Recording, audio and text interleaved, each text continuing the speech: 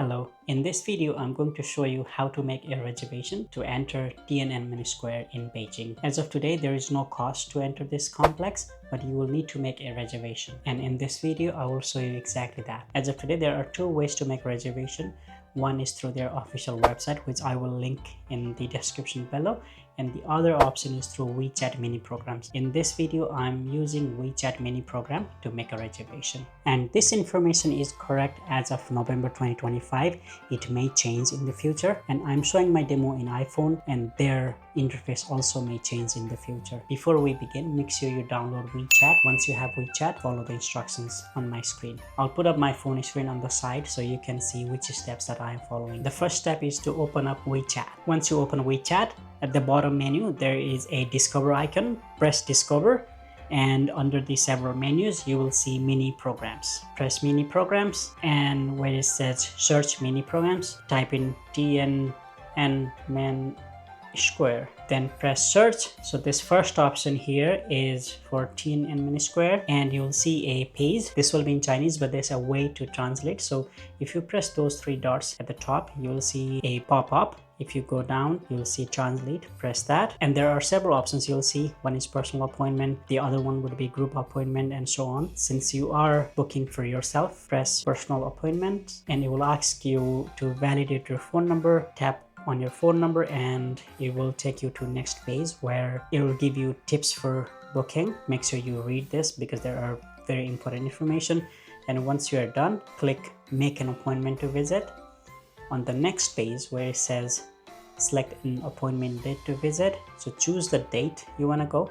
So let's say for this demo, I will say Friday the 14th of November. Once you press that, go down and select the session that you want to go.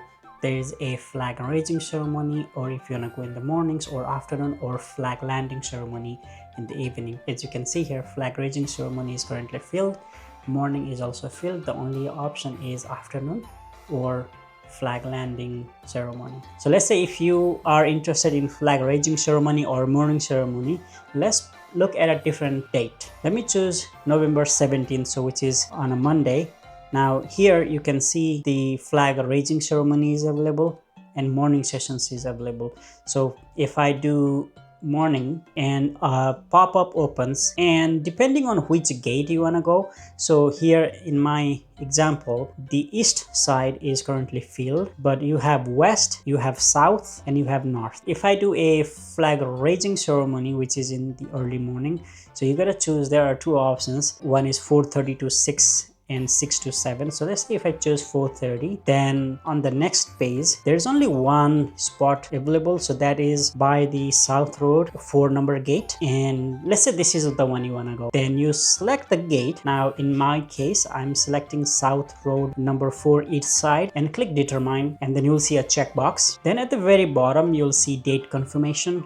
Click that, and here you need to enter your personal information, so your name, type of your document like passport or any ID, document number as in the passport number for example, and your current address. So I will fill in a fake information here just to show you. So let's say, so I'm saying my name is Tess, last name, and then I will choose a passport. So here passport is that option. Then I put in my passport number. Let's say I'll put PAS 1 2 3 4 5 6, and then nationality. This page is very tricky that I found. If you do not know how to write in Chinese characters, then there's a bit of a workaround that I'll show you in a minute. But let's say I will try to put Canada, and if I search, nothing is coming up, right? So I think it happens for all the nationalities. So here is a workaround. If you go to Google Translate, then do English to Chinese, and then you can say, let's say I'm from Canada, and this character here that shows Canada, and select this Chinese character, I think it's called Hanji, and select that. Go back to the screen, and then you paste it. A pop-up comes up, and let's say I can select Canada, and now I'll choose my gender. So let's say I'm saying 22, and then that's my phone number. If you have more people in your group, click add up here and enter their information. If you don't, then press this delete icon here. Let's say this is my information and I want to submit. The next page will give you a brief information. So you are selecting for November 17 and flag raising ceremony and 1 adult, and this is the one you want to book. Click confirm, and once you click submit, you will get this submitted page, and here again it will give you a brief information. So you have reserved for November 17th. You can enter between 4:30 and 6:02 a.m. and you can enter on the South Road, security number 4, that is on the east side. And if you stay on the page, then you will see the appointment was successful, and then there's a check mark. And if you scroll down, you'll see view